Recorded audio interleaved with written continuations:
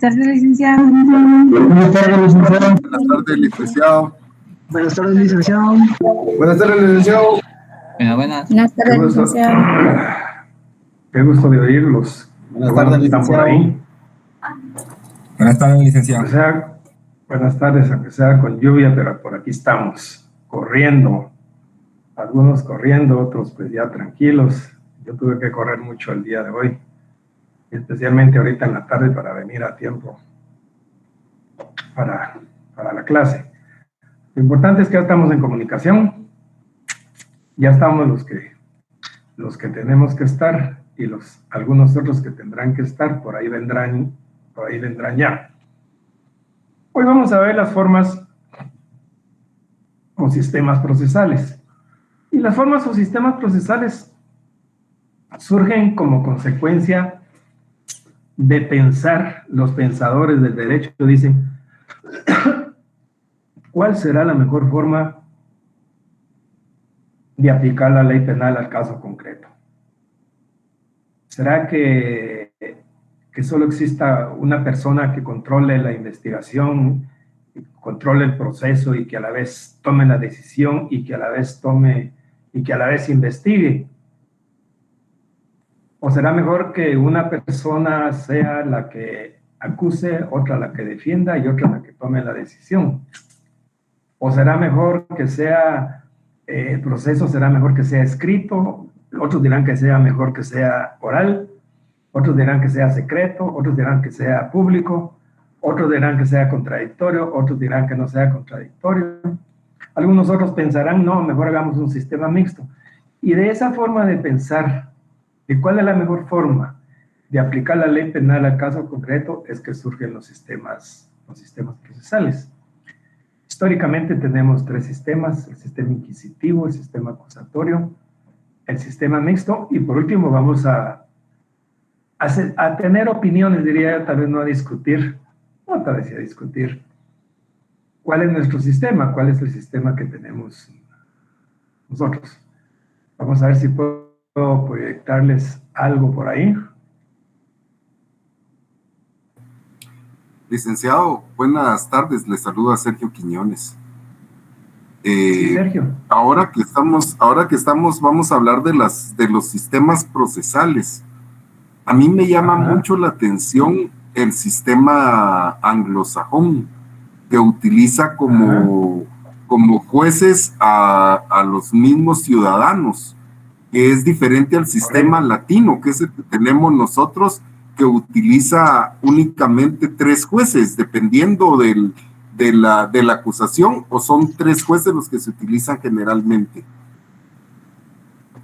Nuestra ley, le voy a explicar.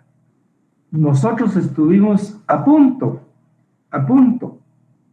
porque también tenemos que conocer un poquito nuestra historia y la historia de nuestras instituciones. Estuvimos a punto, el anteproyecto original de la reforma procesal traía que los jueces iban a ser con jueces legos y con jueces letrados.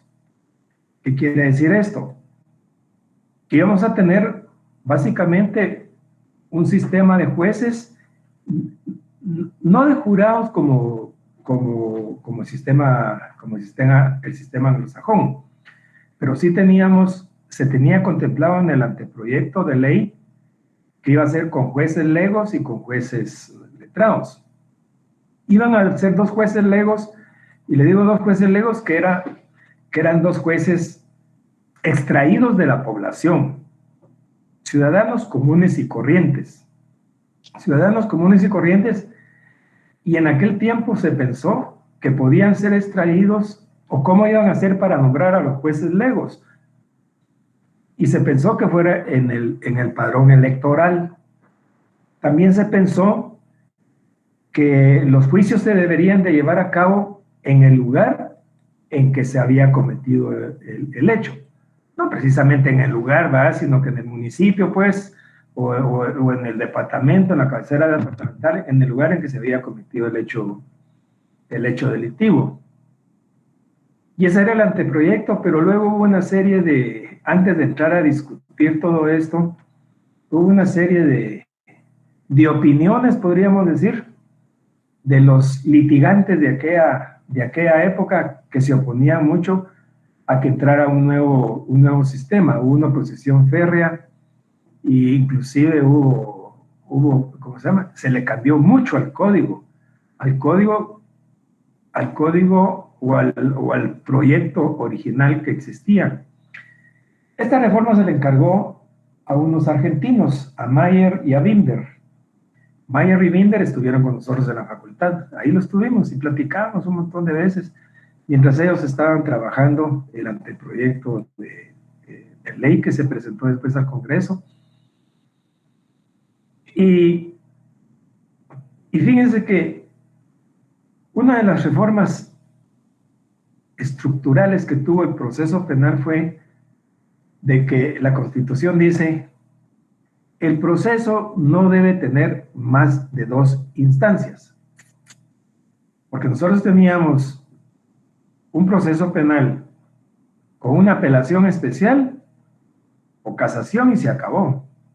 Recuerdo que yo tuve la oportunidad de estar en una conferencia que tuvimos aquí en la facultad, que vino un profesor alemán que sabía mucho español porque su carrera casi que la había desarrollado en las universidades de España. Y yo estaba a la par de él y me decía, mira, lo que no entiendo, porque ustedes tienen casación sobre casación. Y él se refería al recurso de apelación especial y a la casación, porque en el fondo vienen siendo lo mismo, 2 revisiones sobre lo mismo, ¿verdad? Si hubiera quedado una primera instancia y un recurso y una apelación especial que conocieran las salas, la Corte Suprema no estaría saturada de tanto proceso. Pero finalmente, cuando se llegó a la conclusión que dijeron, bueno, no estamos preparados para tener un tribunal con jueces legos y con jueces letrados. Y se ponían 2 jueces legos y 1 letrado, porque digamos que los letrados tienen ventaja porque iban a ser abogados. Y van a ser abogados, pues obviamente, con conocimiento del derecho. En cambio, los otros iban a ser jueces comunes y corrientes que iban a variar de tiempo en tiempo o de caso en caso. En el caso de Joyabá, por ejemplo, en el caso de Uspantán, o en el caso de Sayaché, o en el caso de la Antigua, de Almoronga, de qué sé yo, de ese lugar iban a sacar, donde se cometiera el hecho, a sacar a 2 ciudadanos para integrar el tribunal. Pero nuestra cultura no lo permitía, etcétera, etcétera, y por eso fue que se definió que finalmente fuera solo con jueces letrados. Entonces crearon los tribunales. Cuando vino la reforma, recuerdo que cuando empezó la reforma, teníamos, y lo vamos a ver cuando comentemos los sistemas procesales que vamos a ver hoy. Pero esa es la razón, esa es la diferencia fundamental que tenemos, Sergio. No sé si le aclaro su duda que usted me planteaba.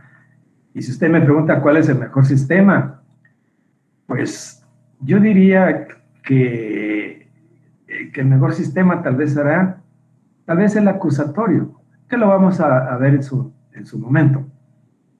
No sé, es decir, lo que vemos en televisión, pues es muy bonito, ¿ah? Y ahora vemos a cada rato, vemos la ley y el orden. Al juez Galvez. Pensé que quería decir al juez Galvez.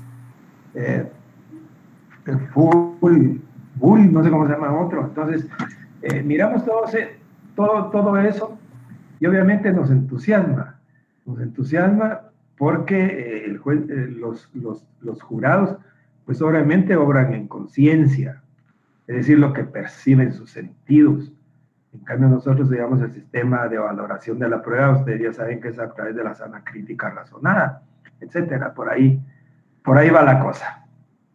No sé si Sergio esté algo claro o desea algo más. Totalmente claro, licenciado. Disculpe que lo haya sacado del tema de la clase, pero me pareció muy interesante preguntarle sobre ese sistema.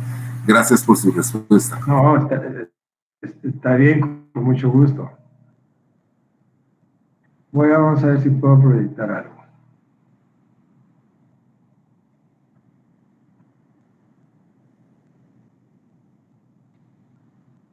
Ahí tenemos lo que vamos a platicar el día de hoy.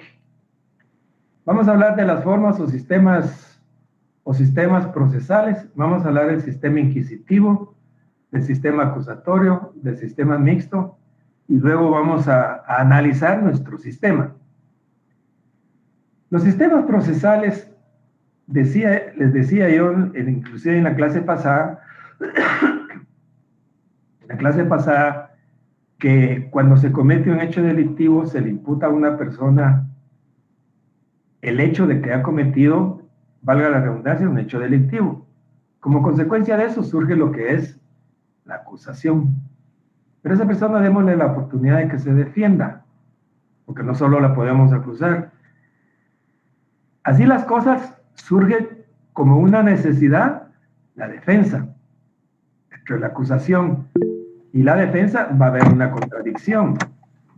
¿Sí? Va a haber una contradicción, y como consecuencia de eso surge la otra institución, que es la decisión.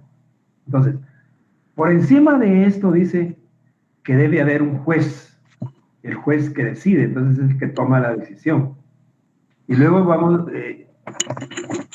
cuando entremos a estudiar los sistemas de esa forma, vamos a ver también los sistemas inquisitivo y acusatorio, cómo son en cuanto a su forma. Y de ahí vamos a hablar del sistema mixto para caer en el sistema nuestro.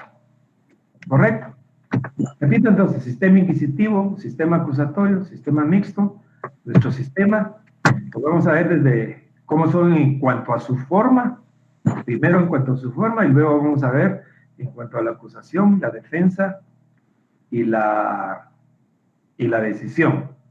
Voy a dejar de compartir la pantalla para darles entrada a algunos que todavía están por ahí entrando. Bien.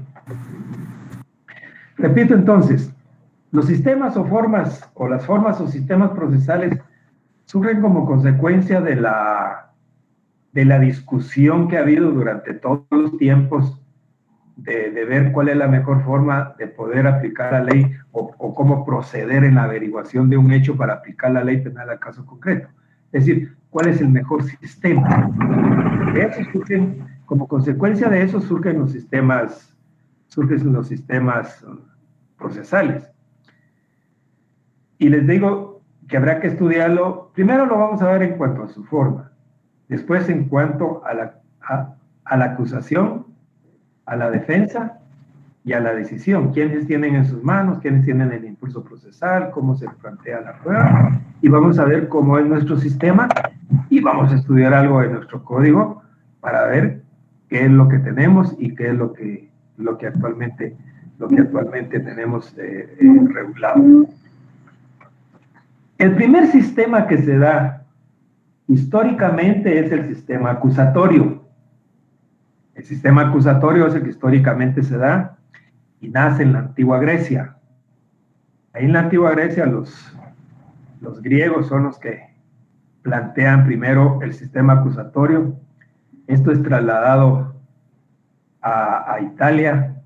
En Italia, en la época tiene su máximo esplendor, podríamos decir, en la época de la República Romana. La época de la República tiene su máximo esplendor.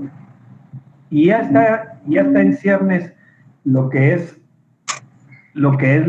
la iglesia. Y en tiempo de la... Bueno, regálame 100 de súper, por favor. Tu compañera que está haciendo gasolina, por favor, apague Compañera el micrófono. Shemi.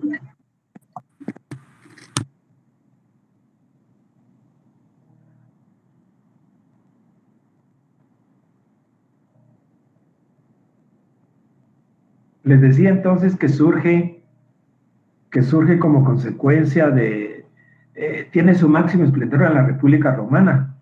Y como todas las cosas, ¿verdad?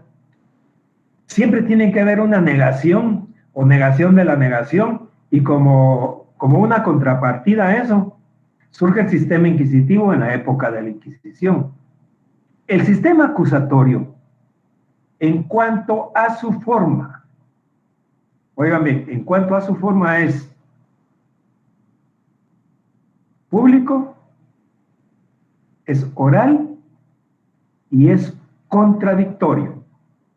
Repito, el sistema acusatorio en cuanto a su forma es público, es oral y es contradictorio. Es público porque las actuaciones están a la vista de todos. Cualquiera puede hacer o puede acceder, mejor dicho, al expediente, puede ir a ver el proceso, puede ver las actuaciones. Y especialmente ¿de quiénes? De las partes. Especialmente de las partes. Tienen acceso al expediente. Por eso es público. Es oral. Las actuaciones son de viva voz. Si bien es cierto que hay algunas actuaciones que se documentan por escrito, las actuaciones, todas las actuaciones, la columna vertebral, diría yo, son de viva voz. Y por último, en cuanto a su forma, es contradictorio. Es decir, que existe la contradicción porque es un sistema de partes. Más adelante lo vamos a ver. Aquí en el sistema acusatorio se distingue muy bien lo que es la acusación, lo que es la defensa y lo que es la decisión. Como una negación del sistema acusatorio, surge en la Edad Media, en la época, en el seno de la Iglesia, surge el sistema inquisitivo. El sistema inquisitivo surge como consecuencia de la rebelión, digamos, de la Iglesia en la época de la Inquisición, que de alguna u otra forma hemos oído hablar de la época de la Inquisición. Y en la época de la Inquisición se llegó hasta la tortura, porque la declaración de la verdad era muy importante. Era demasiado importante que las personas confesaran. Y de hecho llegaron hasta la tortura. Y por eso están hasta en los museos y en la historia se estudia las formas de tortura de la antigüedad. Ahí tiene aquel famoso toro de bronce que metían a la gente ahí, calentaban al toro, y el toro, cuando la gente gritaba, rugía el toro, o en aquellas cosas que los ponían a estirarle los brazos y las extremidades hasta que los desgarraban, etc. Y una serie de torturas con tal de que confesaran. Y la mentira llegaba hasta la herejía, la brujería, etc. Entonces, surge como consecuencia de eso, dicen, no, el mejor sistema es, en cuanto a su forma no es que sea público, no puede ser público, es mejor que sea secreto. Todo el sistema inquisitivo es secreto. No debe ser oral, debe ser por escrito. Entonces el sistema inquisitivo es escrito. Y no debe haber contradicción. No, aquí nada de andar contradiciendo. Entonces el sistema inquisitivo es secreto, escrito y no contradictorio. En cambio el sistema acusatorio es público, oral y contradictorio. ¿Por qué secreto? Porque no está a la vista de las partes. No está a la vista de las partes. No hay acceso al expediente. Lo conoce únicamente el juez. Es escrito. Las actuaciones, todas las actuaciones son por escrito. Todas las actuaciones son por escrito. No hay oralidad. No hay oralidad. Y por último es no contradictorio. Y decimos que es no contradictorio porque no existe la contradicción. Lo que dice el juez es la verdad. Es un sistema unipersonal con una variedad de actividades. Más adelante lo vamos a ver por qué se afirma eso. Entonces veamos qué ventajas o qué desventajas puede tener el sistema inquisitivo y el sistema acusatorio. Fíjense que el ser humano desde que nace, ¿cómo se comunica? El ser humano cuando nace, lo primero que hace cuando nace, ¡ah! ¡Qué frío! Llora, grita, ¿sí? ¿O será que ella escribe y dice, mire, mamá, papá, hay mucho frío?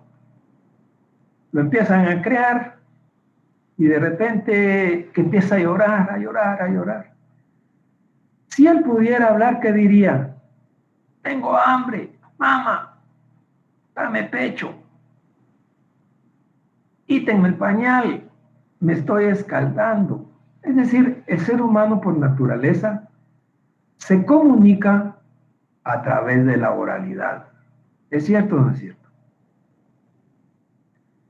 Les voy a poner un caso para que ustedes vayan sacando sus conclusiones entre qué puede ser lo mejor y qué puede ser lo peor, digamos.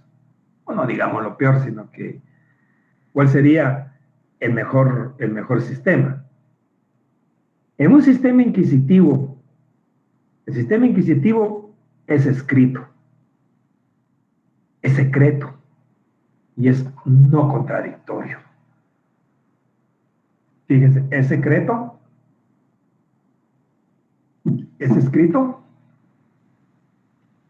y no contradictorio. Imagínense la siguiente escena. Un juez en un sistema inquisitivo va formando un expediente. Y recuerdo cuando nosotros antes del 92, del año de 1992, cuando teníamos el sistema anterior, nuestro sistema era eminentemente escrito, con algunos toques, algunos matices de oralidad. ¿Y qué pasaba cuando llegábamos a los tribunales? Ya después les voy a explicar un poquito más amplio esto cuando veamos el sistema mixto. Llegábamos con los oficiales y decían, mire, ¿cuándo me puedo ir a mi testigo? Tengo un testigo por ahí. Atráigalo tal día, Lick. Y escribía a máquina. A ver, ¿a usted qué le consta? O muchas veces el oficial decía, no, eso no pongamos tal cosa. Hagamos esto, hagamos el otro, hagamos aquí, hagamos allá, etcétera, etcétera. Y después el juez juzgaba en un expediente. Juzgaba en un expediente. ¿Por qué? Porque es escrito.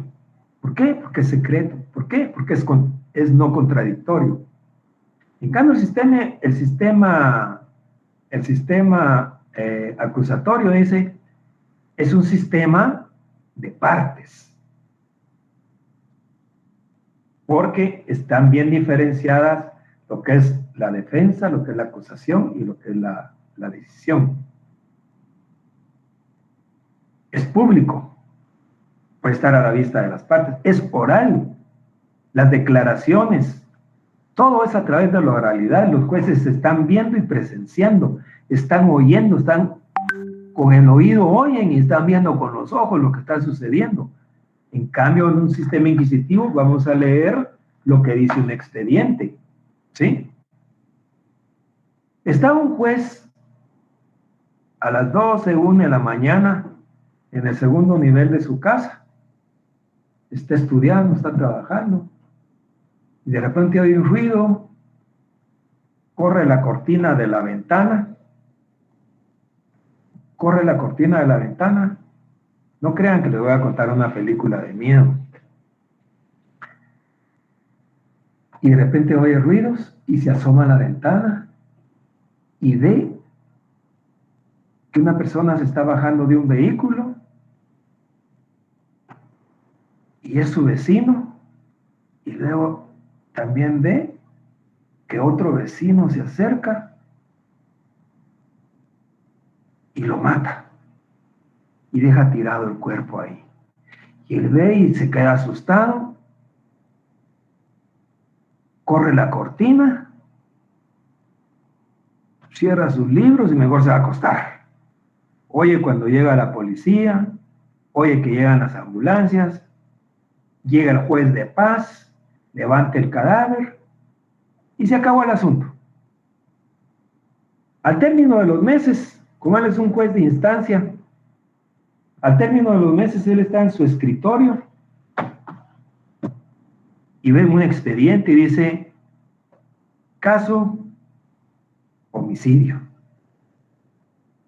o asesinato, podría ser asesinato que hayan calificado, y empieza a leer las actuaciones, y empieza a leer todo, y se da cuenta que es aquel caso que él presenció, ¿sí? Es aquel caso que él presenció. Y dice él, bueno, yo sé quién fue.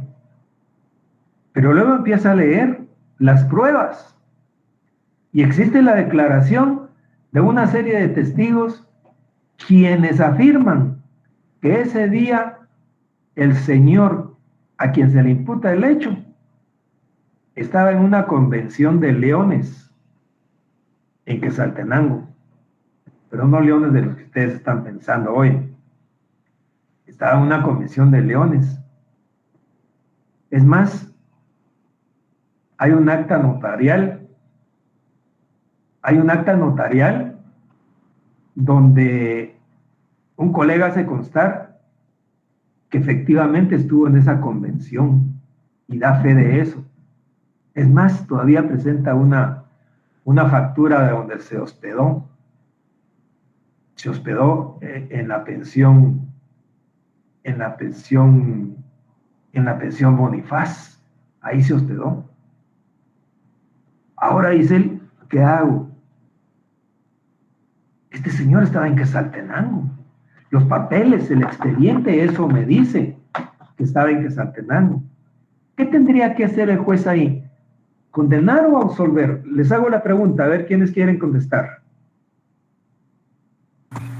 Pues por falta, con las pruebas presentadas, absolver, pero él debería de verificar que las pruebas sean correctas, pues, de que sea verdad lo especificado, pienso yo. Mire Sergio, él está juzgando sobre un expediente y obviamente lo obvio y lógico es absolver, porque no tiene otra, los papeles eso es lo que dicen, que ese señor no estaba en Guatemala, ese señor estaba en Quetzaltenango. En cambio en el sistema acusatorio no, ahí vamos a oír y ver qué dicen los testigos, va a haber un interrogatorio, va a haber un contrainterrogatorio, yo voy a ver qué reacción tienen los testigos y voy a ir formando mi convicción con relación a eso. Voy a oír la declaración, voy a ver me van a leer los dictámenes de los expertos van a ser interrogados, etcétera, ¿sí? ¿O qué pasaría en aquel caso que están dos niños en su casa jugando y el nene y la nena, ¿verdad? Y jalando la muñeca, el nene le quiere quitar la muñeca, Juanito le quiere quitar a Marita la muñeca, y como consecuencia de eso le quiebran el televisor, lo botan, y llega la que hace los servicios domésticos, ¿y qué pasó aquí? Y va a ver, inmediatamente está viendo que están forcejeando y ve cuando se cae el televisor. En la noche llega el papá. ¿Y qué pasó aquí? Pues fíjese, señor, que los nenes ahí estaban molestando, estaban jugando, y en eso que la muñeca, que le quería quitar la muñeca, que forcejearon, botaron el televisor y se quebró. Se rompió el televisor. Bueno, dice el papá, se me quedan sin televisión. Si se portan bien de aquí en adelante, posiblemente en Navidad se los traiga Santa. O vino el papá y le dijo, mira, amigo, presentame tu querella. Voy a oír la declaración de doña Berta, que es la que nos hace la limpieza, y voy a oír la declaración de tu hermanita para dictar una sentencia. No, ahí prevalece la oralidad,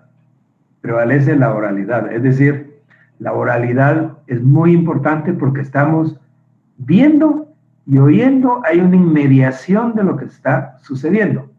Aparte es cuando vamos a tener un expediente. ¿Será que en el expediente vamos a ver si el testigo se enojó?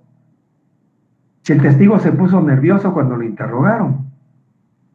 ¿Será que se puede ver eso? No. No. En cambio, en un sistema acusatorio, sí. En un sistema acusatorio yo puedo ver porque estoy presente en el debate, yo juez, ¿sí? Yo juez. Estoy presente viendo lo que está sucediendo. Estoy viendo y oyendo lo que está sucediendo.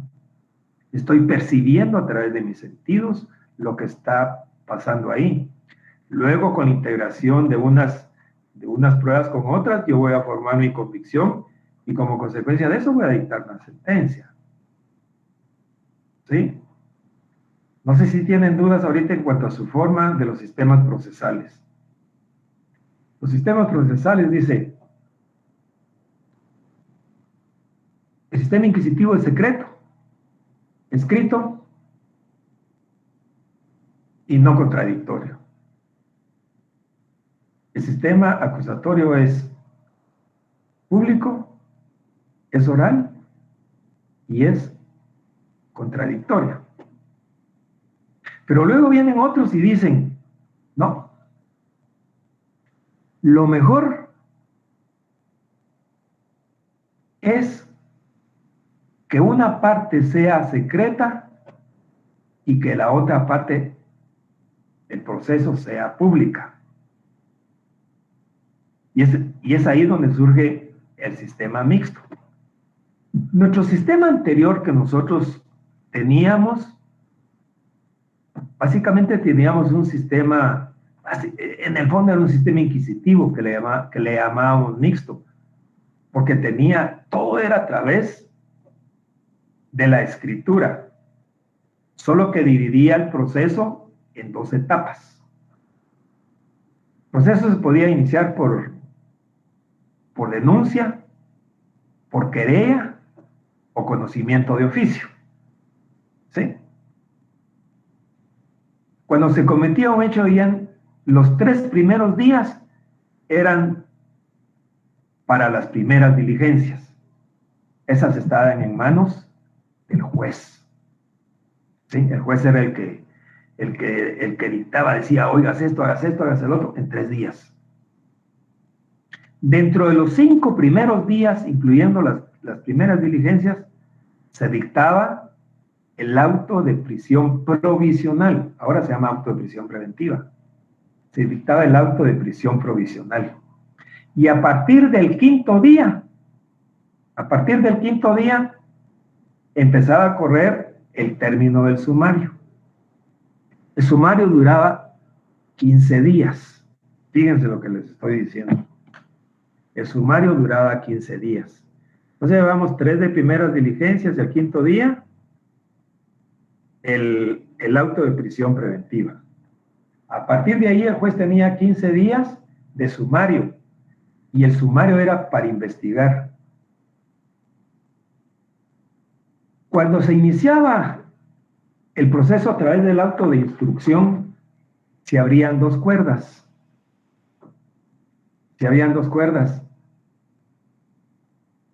Por un lado decía la cuerda pública y la cuerda secreta. Esto quiere decir que habían 2 expedientes, 2 pequeños expedientes, digamos.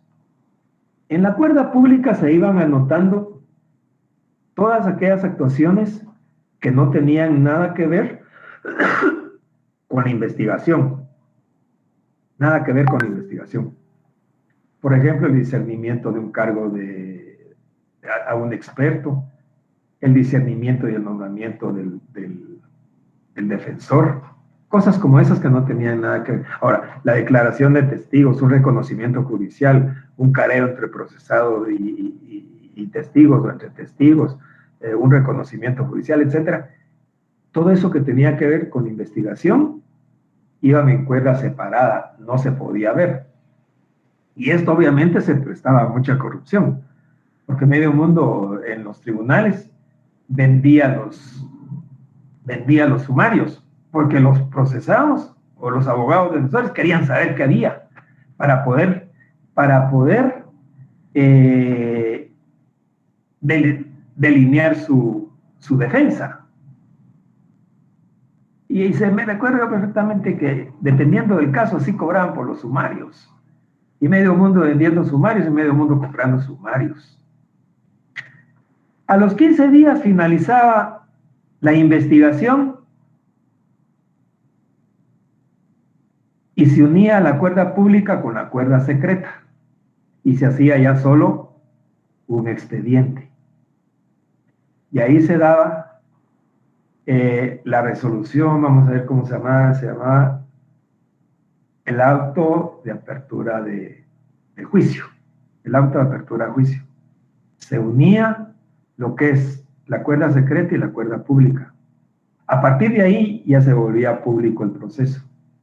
Le daban copias a las partes para que se impusieran del actuado y tenían 5 días. ¿Para qué? Para imponerse del actuado y tenían 2 alternativas. Una era alegar en definitiva porque consideraban que ya estaba todo investigado. Y la otra era que pedían apertura a prueba, que se abriera prueba del proceso. Entonces, si se abría prueba, si habría acusador particular y si no había acusador particular. Si habría acusador particular, recuerdo que era por 43 días. Los 5 primeros días para notificaciones, los siguientes 30 días para prueba, ahí sí diligenciaba toda la prueba que uno tuviera, y los últimos 8 días para los alegatos finales. Si no había acusador particular, era por 40 días, 5 días para notificaciones, 30 de prueba, y 5 días para los alegatos finales. Se fijaba día para la vista, y en 15 días tenía que dictar la sentencia el juez. Miren lo que sucedía en aquel tiempo. Y el juez con 500 expedientes en el escritorio, y en 15 días tenía que investigar la línea. Por ejemplo, la línea en 15 días tenía que investigar el caso. Y tenía otro de asesinato, otro de robo, otro de esto, otro de aquí, otro de allá, etcétera, etcétera. Y era un gran retraso de expedientes porque el mismo juez era el que llevaba la investigación y era el que dictaba la sentencia. Entonces, así fue como surgió el sistema mixto. Decían, no, lo mejor es que tenga 2 etapas. Una etapa pública y una secreta. Y como les digo, el juez tenía 15 días para investigar un caso. Imagínense ustedes eso. Si ahora, con el sistema que ustedes ya conocen, que tenemos un sistema que tiene más tiempo para investigar, si hay una medida de coerción, tiene un máximo de 3 meses. Si no hay medida de coerción, tiene un máximo de 6 meses para poder investigar. Sin embargo, así hay un atraso enorme en los tribunales. Imagínense que tuviéramos todavía el otro sistema. Pero bueno, al final vamos a ver cuál es el sistema que actualmente tenemos.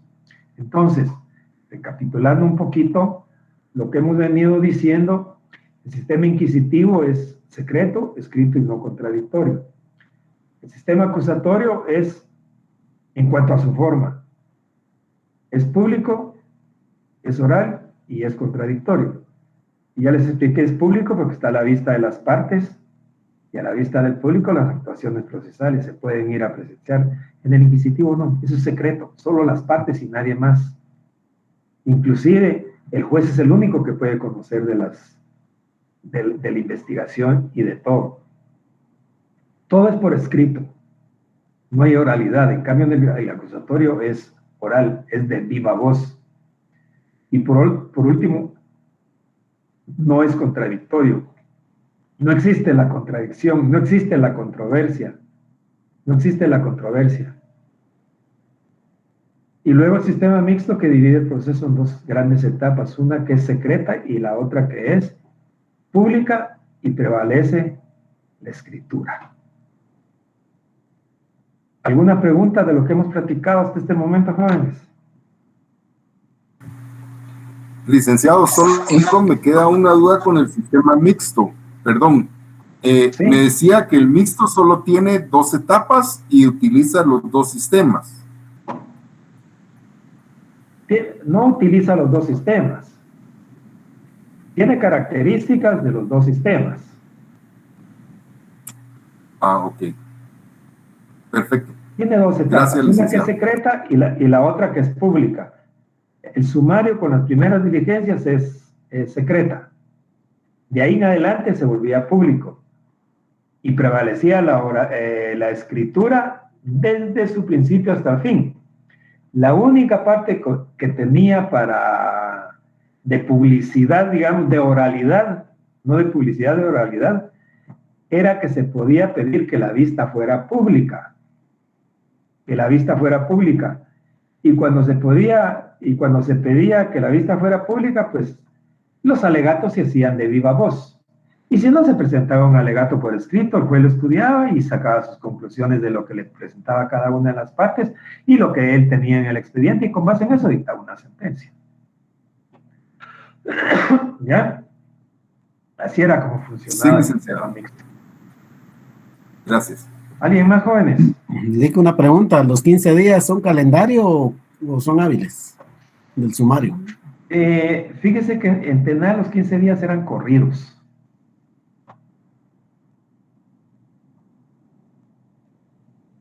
¿Alguna otra pregunta? Buenas noches, licenciado. Mucho gusto. Licenciada Emily González. La pregunta es... Hola, Emily. ¿Qué tal? Mucho gusto. Respecto a la oralidad, yo Sí. me imagino en mi cabecita que como no era, como ya en el sistema inquisitivo, era por escrito, me imagino que las personas daban su testimonio o su argumento en forma oral, pero cómo se escribía, así era como quedaba. Por eso se llama escrito, no porque la gente no hablara o porque tenía que presentar su testimonio por escrito, porque me imagino quienes no tenían la habilidad o el conocimiento de la escritura, entonces, ¿cómo se podían comunicar? Así es. Digamos, la deposición de la declaración era oral, pero se documentaba por escrito en ese momento. Y eso era lo que se iba formando, un expediente, y con base en eso era que se juzgaba. En cambio ahora, y lo vamos a ver cuando estemos viendo las etapas del proceso, ahora el Ministerio Público efectivamente está formando un expediente, pero le sirve única y exclusivamente para fundar la acusación o el acto conclusivo que vaya a plantear al tribunal. Pero, Gemini, allá en el debate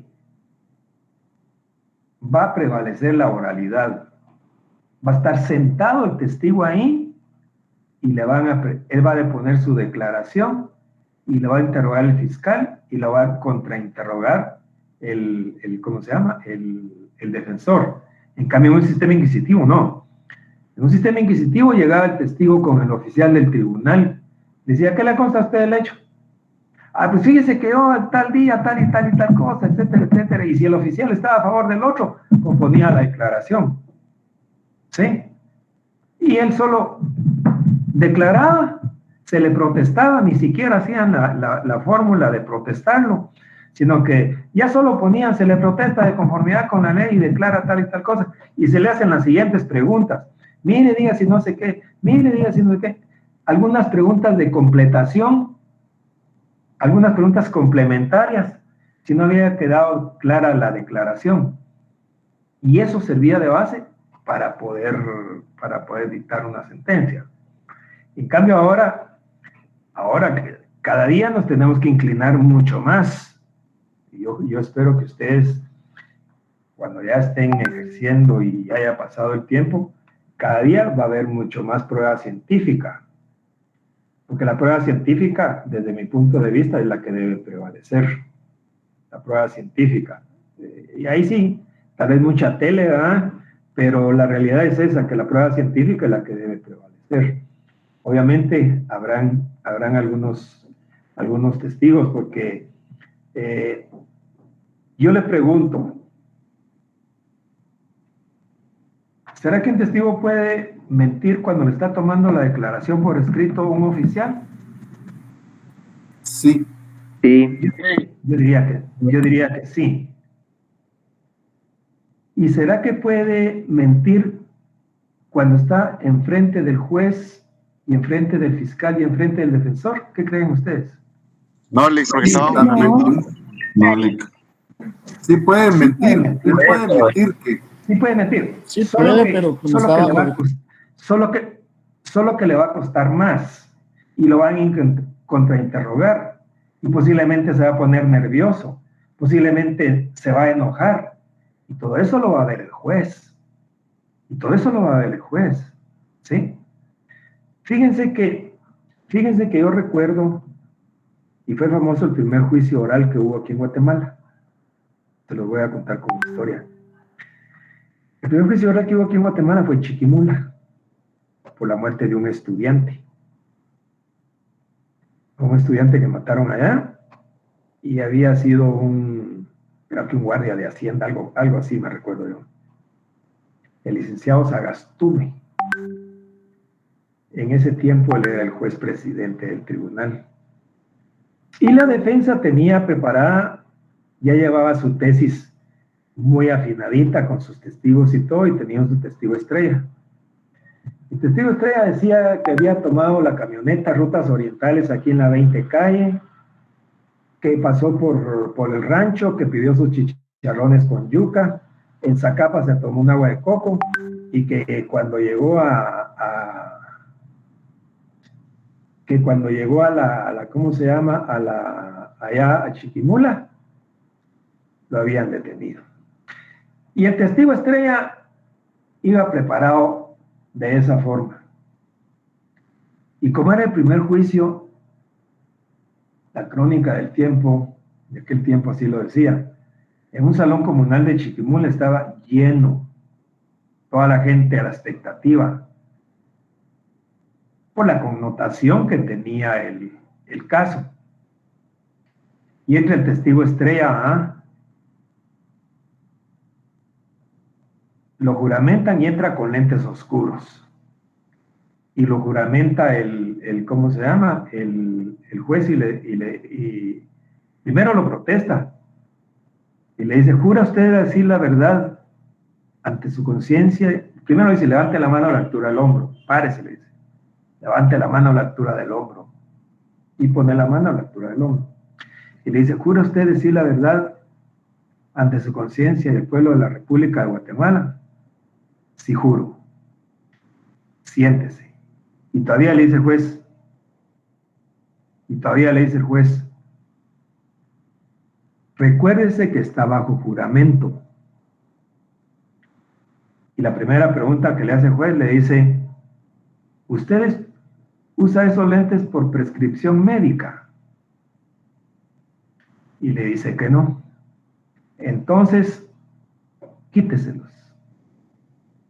Y me imagino a todos ustedes ahorita como que me estuvieran viendo y están viendo su aparato ahí electrónico. Y así le pasó a ese testigo. Tenía 400, 500 ojos viéndolo fijamente. Y él ahí, pues obviamente le dieron hasta ganas de tener un pañal desechable. ¿Sí? Y le dice el juez, ¿qué le consta a usted del caso que se está juzgando acá? Ni modo, ya con toda esa presión, pues a mí no me consta nada. Repítalo, por favor. No me consta nada. Muchas gracias, tenga la bondad de retirarse. Tenga la bondad de retirarse. Y se retira. Ahora bien, yo les pregunto, ¿será que eso hubiera sido posible con una declaración ahí en el tribunal? Bueno, el tribunal dice, sí, yo me subí en la 20K en Rutas Orientales y llegué, me comí mi chicharrón con yuca en el rancho y me tomé mi agua de coco y fíjese que aquí y allá yo vi cuando, etcétera, etcétera. No, por eso yo veo las virtudes de la oralidad en todo esto. Y para concluir, Emily, las declaraciones se van documentando a través de la escritura, pero en la fiscalía. Cuando ya estamos en el debate, ya el expediente ya no está, sino que todo va a ser nuevo de acuerdo a lo que se esté viendo y oyendo en ese momento. No sé si estamos bien, Emily. Sí, muchísimas gracias, licenciado. Todo claro, muy amable. Con gusto. Bien. Entonces vamos a ver el sistema acusatorio, el sistema inquisitivo en cuanto a la acusación. Vamos a ver qué características tenía en cuanto a la acusación. Fíjense bien. Primero, el acusador se identifica con el juez. ¿Qué quiere decir esto? Que el juez es el órgano acusador. Y ahora pregunto, en nuestro medio, ¿quién es el órgano acusador? ¿Es el juez? No, es el Ministerio Público. El Ministerio Público. Es el Ministerio Público, ¿sí? El sistema inquisitivo no. El acusador se identifica con el juez. Es decir, que el juez es el que acusa. No hay un órgano, no hay un ente fuera del ámbito del juez que acuse. El juez promueve de oficio en el proceso. Es decir, que el juez es el que impulsa el proceso, dicta las medidas que cree convenientes, como por decir, desde inicio hasta el final. Es decir, él acciona, él investiga y él dicta la sentencia. Entonces, este es un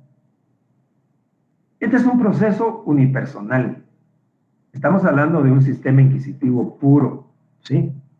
Obviamente en la época de la Inquisición, en los tiempos modernos, por lo menos ya no tenemos ese tipo de tribunales, por lo menos teníamos un sistema mixto. Y se exige, por último, decimos que hay un órgano oficial acusador. Y les pregunto, de acuerdo a lo que hemos hablado, ¿quién es ese órgano oficial acusador? La Fiscalía, licenciado. No, es el mismo juez. Por eso les digo, el acusador se identifica con el juez. Entonces el mismo juez es el órgano acusador. Impulsa el proceso de oficio. Estoy hablando en cuanto a la acusación. El acusador es el mismo juez, se identifica con él. Hay un órgano oficial acusador, pero si bien es cierto que hay, se identifica con el juez. No tenemos un órgano especializado para esa función. Ahora hablemos en cuanto a la defensa. Licenciado, disculpe la molestia. ¿Se recuerda usted de los jueces sin rostro de Ríos Montt? Estamos hablando que ese era el ejemplo clásico, así es. Estamos hablando que es el ejemplo del sistema inquisitivo. Fíjese que ahí tal vez estaríamos hablando un principio, tal vez hablando de un principio de juez natural, ¿sí? Porque toda persona tiene derecho, digamos, el artículo 12 de la Constitución dice: nadie puede ser condenado sin antes haber sido citado, oído y vencido en juicio ante las autoridades previamente preconstituidas. Es decir, que tienen que estar nombradas. Obviamente, con esto se destierra lo que son los tribunales ex post facto, o sea, los tribunales de fuero especial, como en el tiempo de Ríos Montt. Usted tiene razón. Podríamos decir, tal vez sí tiene razón, que en estos casos Se recuerdan que eran juicios sumarísimos. Duraban 10, 15 días y se acababa el asunto. Yo recuerdo que un colega me decía, fíjate, vos me dice que estos tribunales quedan arriba en el Palacio Nacional, no sé si usted se recuerda de eso. Pero llegaban, tocaban una ventanilla y así por abajo, tenía una como curva ese. Ahí metían el escrito y le sacaban su copia sellada. Sin decir buenos días, sin decir buenas tardes, sin decir nada, ni siquiera la voz. Y con base en eso, esa era la única defensa que había. Mira, esto que el otro, recuérdese cuántos fusilaron en esos días, ¿verdad? Podríamos decir que sí, Sergio. Así es. Sería el ejemplo clásico de un uh-huh. Perdón, siga, disculpe, sí, licenciado. Sí, no tenga pena. En cuanto a la defensa, fíjense que en un sistema inquisitivo el acusado no puede asistirse de abogado defensor. ¿Quién creen que es el defensor en un sistema inquisitivo? En un sistema pues inquisitivo, ahí tendría que ser él. El propio juez es el defensor. Es decir, el propio juez es el que va moldeando, el que va impulsando, el que va diciendo, el que va acusando y el que va planteando la defensa. Dependiendo, yo digo que si hubiera sido juez de la Inquisición, dependiendo de cómo me cayera a mí el cliente, ¿verdad? O dependiendo de la presión que tuviera de la gente, del público, de la población, dependiendo de cómo fuera el caso. Creo que por ahí era como se iban inclinando. Y como prevalecía mucho lo que era la religión, entonces tenían que ser creyentes, porque si no eran herejes, si no habría brujería y tenían que confesar. Y lo mejor para un juez era que confesaran, ¿verdad? Porque con la confesión a la horca y se acabó el asunto.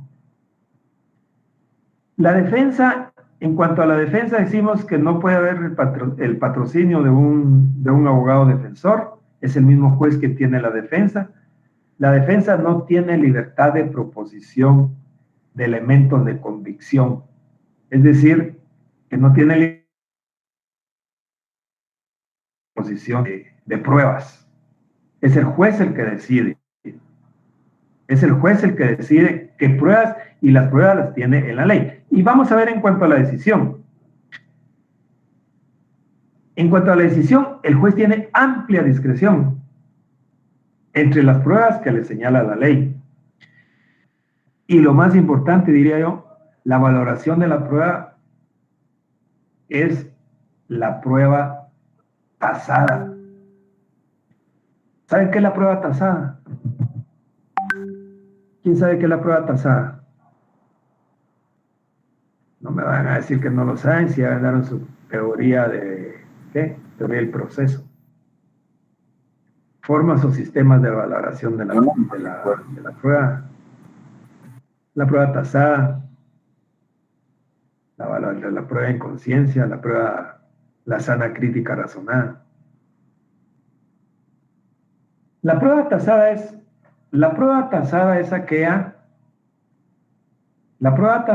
aquella que la ley le da un valor. Es decir, yo no puedo hacer una valoración de la prueba porque la ley me dice, la declaración de un testigo, semiplena prueba. La declaración de 2 testigos contestes, plena prueba. Podría ser que así fuera legislado. O la declaración de un testigo con un reconocimiento judicial, plena prueba. Y así va la ley otorgándole diferentes ponderaciones para poder valorar y poder dictar una sentencia. En cambio, en un sistema inquisitivo, digámoslo así, la valoración de la prueba es a través de la sana crítica razonada. ¿Y qué es la sana crítica razonada? Pues el fallo se va a dictar de acuerdo a la valoración que va a hacer el juez, del análisis que hace el juez, de acuerdo a sus conocimientos jurídicos, la doctrina, la experiencia que tiene, analizando cada uno de los medios de prueba en particular y relacionándolos unos con otros. Y así va a formar su convicción. Así va a formar su convicción. Porque la otra es la prueba en conciencia. O sea, lo que me dictan mis sentidos. Cuando hablábamos al comienzo de la clase, cuando Sergio preguntó sobre los tribunales de anglosajón, los jurados, lo hacen. Aquí se hablaba de que iba a ser una prueba en conciencia con los jueces legos. Porque, ¿qué es lo que me dice a mí? ¿Qué es lo que yo percibo? Ah, este está mintiendo. No, este está diciendo otra cosa. Este es un mentiroso. No, yo le creo más. Y lo que me dicta mis sentidos, mi lógica. Pero en cambio, en la prueba, en la sana crítica, es a través de la lógica, la experiencia, la relación de los medios de prueba de unos con otros. El sistema acusatorio, en cuanto a la acusación, el acusador es distinto del juez. Ya vean el cambio. El acusador es distinto del juez. Es decir, que hay un órgano oficial acusador diferente del juez. En nuestro medio tenemos al Ministerio Público. ¿Y el juez? ¿Será que el juez investiga? No. El juez no investiga. El juez únicamente es un juez contralor de garantías, que no se violenten normas constitucionales. ¿Sí? Que no se violenten normas constitucionales, sino que única y exclusivamente que se respeten y que no exista violación de los derechos de cada uno de los sujetos procesales. Siempre en cuanto a la acusación, entonces, hay un órgano oficial acusador, porque es distinto del juez. Hay un órgano oficial acusador y la acusación no es oficiosa. Más adelante vamos a ver los sistemas de la acción penal, que tiene mucho que ver con lo que es la acusación, y también vamos a determinar cuál es el sistema nuestro. Si es oficial, si es mixto, o si es privado, si hay acusación popular, si no hay acusación popular, etcétera. Eso lo vamos a ver en su momento. En cuanto a la defensa, en un sistema acusatorio existe la libertad de defensa. Cada persona puede hacerse asistir de un defensor, puede asistirse de un abogado defensor, ¿sí? De su elección. ¿Y qué es un defensor? ¿Ustedes saben qué es un defensor? A ver, ¿quién sabe qué es un defensor? Un defensor es la persona que protege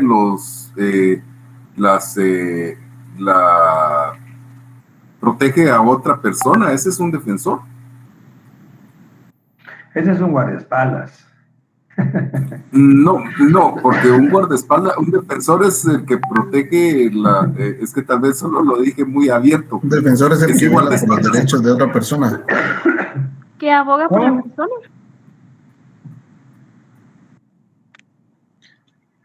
Buenas tardes, licenciado, compañeros. Buenas tardes, Ilmar. Buenas tardes. Perdón, compañero. No, dale, Ilmar. Dale. No, yo simplemente iba a decir que en este caso un defensor sería el abogado, ¿no? Sí, es un abogado, por supuesto. Licenciado, buenas noches, Ronnie Monzón le saluda. ¿Podría ser aquella persona, gracias, sería aquella persona que está resguardando el cumplimiento de la norma en defensa de la persona, haciendo el debido proceso, el derecho de defensa del acusado? O sea, ¿está cumpliendo lo que la norma dicta a su favor? Ya vamos llegando. Mire, Un defensor es un perito en derecho, ¿sí? Ustedes van a ser un perito en derecho, van a ser especialistas en derecho. Entonces, un defensor es un perito en derecho que defiende los derechos de otra persona en un juicio. Por supuesto, penal, ¿sí? Ese es un defensor, un perito en derecho que defiende los derechos de otra persona en un proceso, ¿sí? Entonces, en el sistema acusatorio hay libertad de elegir defensor. Y en cuanto a la decisión, el juez tiene funciones exclusivamente decisorias. Solo puede fallar.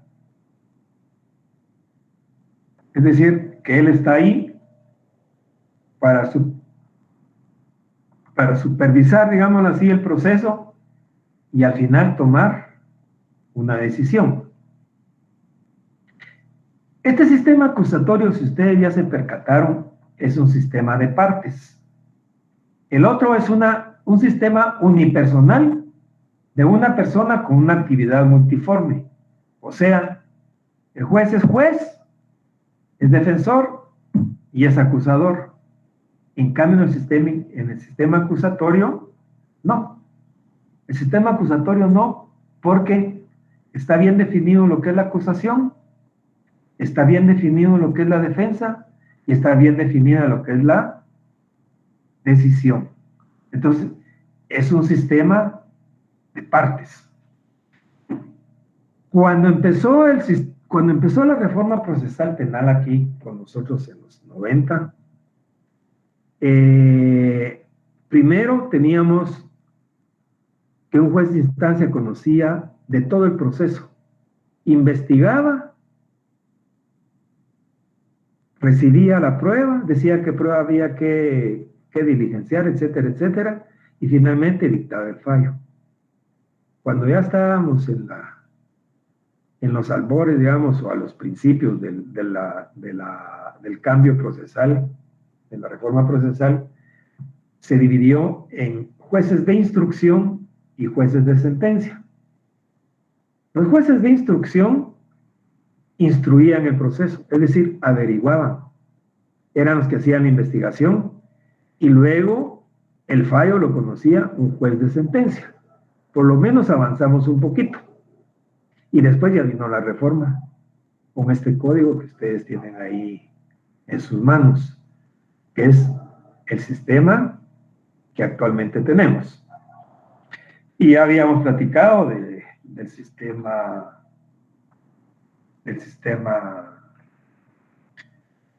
mixto. Ahora yo quisiera oír alguna opinión. ¿Qué sistema consideran ustedes que es el que tenemos nosotros? El mixto, Lick. Okay. Porque para mí algunas... El acusatorio, ¿no? Sí, en orden. Les voy a pedir que vayan levantando la manita ahí y yo voy diciendo, a ver, Alain. El mixto, Lick. Porque hay un ente encargado de acusar y también se lleva por escrito algunas cuestiones, ¿verdad? Por ejemplo, ya yéndonos bien lejos, una casación se presenta en escrito, ya ni siquiera es a viva voz, mientras que en debate sí es a viva voz. ¿Qué dice Gemily? Gracias, licenciado. Pues yo no creo que sea totalmente mixto, ¿verdad? Sino que el acusatorio con algunas partes del inquisitivo, pero más acusatorio porque es oral, es público y es contradictorio. Sergio.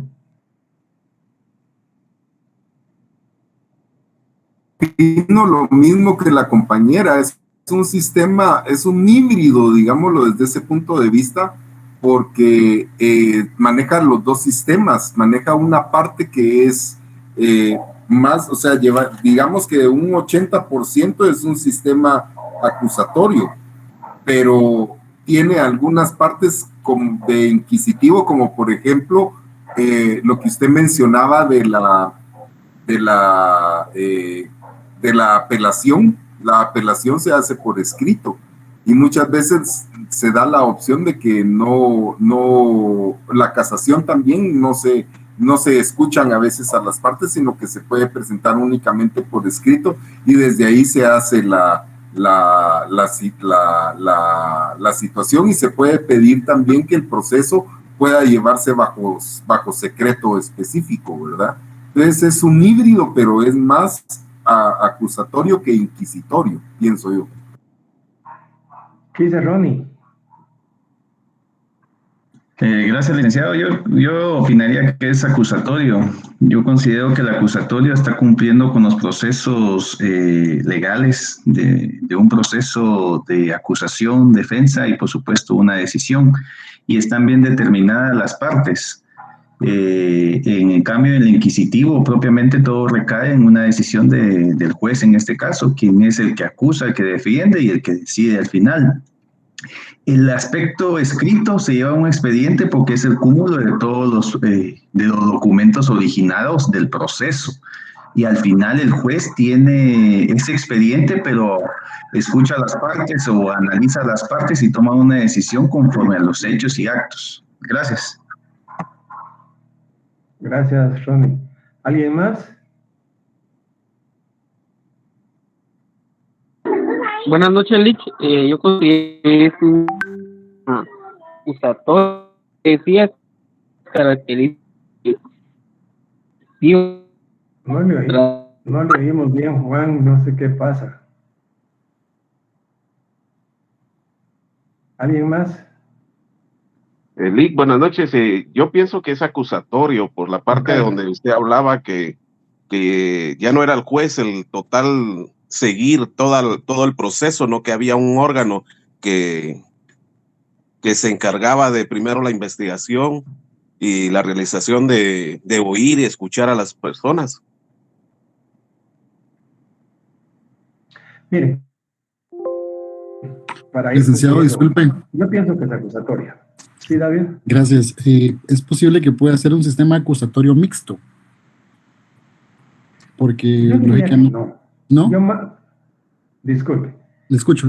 Sí, termine, por favor, David. Gracias, sí. Pues pensaba, recogiendo un poco la información que nos ha brindado, que pues obviamente, como también decía la compañera licenciada, es público oral y contradictorio, pero en algún momento va a tener algunos componentes que lo hacen ser mixto. Entonces, esa era mi opinión, pero le escucho, por favor. Yo pienso que es un sistema acusatorio. ¿Por qué? En primer lugar, tenemos bien definidas las partes. Tenemos la acusación, la defensa y la decisión.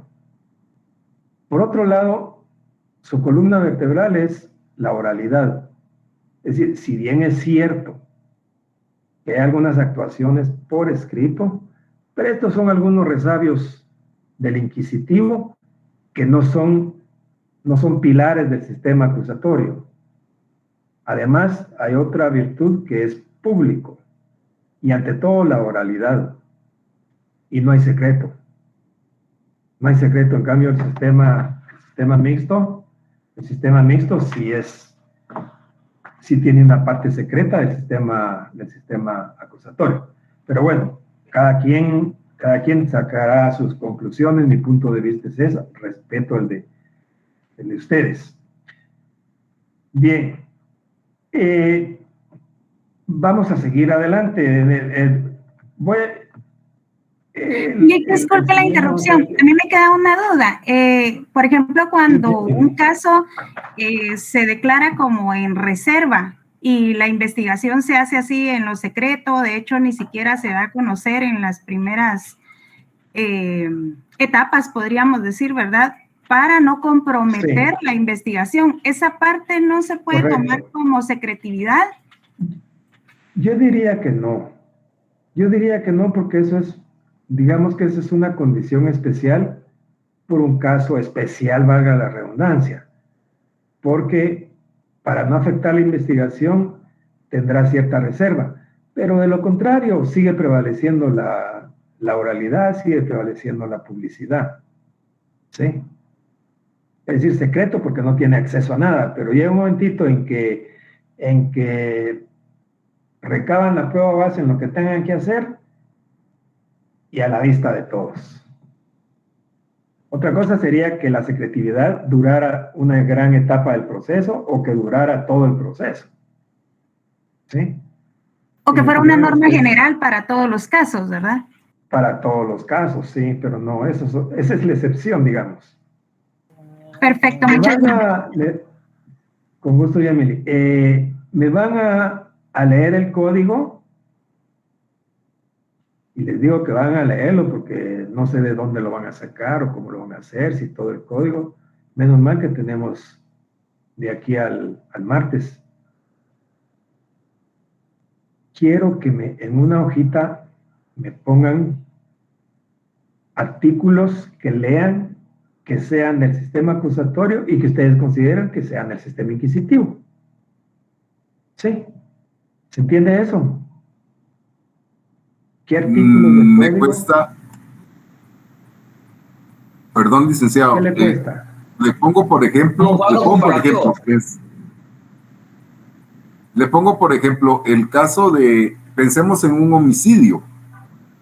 Sabemos que existen, ¿cómo se llama? Dependiendo del homicidio, puede ser o culposo o ¿cómo se llama? O tener otra variación dentro del homicidio. ¿Cómo puedo valorar que sea inquisitorio o que sea acusatorio si lo único que estamos valorando son las partes de las acciones, digámoslo así, que no están, o sea, que tiene que cumplir? Mi estimado Sergio, aquí me está confundiendo usted las cosas. Aquí me está hablando de la teoría del delito. Perdón, aquí me está hablando de la teoría del delito. Yo lo único que quiero es de que lean el código y me diga el artículo tal y tal tiene característica del sistema inquisitivo por tal y tal y tal cosa. El artículo tal tiene el sistema acusatorio por tal y tal cosa. Lo que quiero es que interpreten el Código Procesal Penal. ¿Sí? No quiero que me analicen figuras delictivas, ni que entremos a pensar que ya estamos en un juicio, no. Simple y sencillamente, miren, el artículo tal dice tal y tal cosa, que debe ser por escrito. Entonces yo considero que esto es del sistema inquisitivo. Tal y tal cosa, como es público, considero que es del sistema acusatorio. Eso es lo único que quiero que haga. Licenciado, disculpe, por ejemplo, el artículo 253 que habla de la documentación en el careo, ese podría ser del sistema inquisitivo porque todo tiene que quedar escrito, todo documentado. Depende de dónde vaya a ser.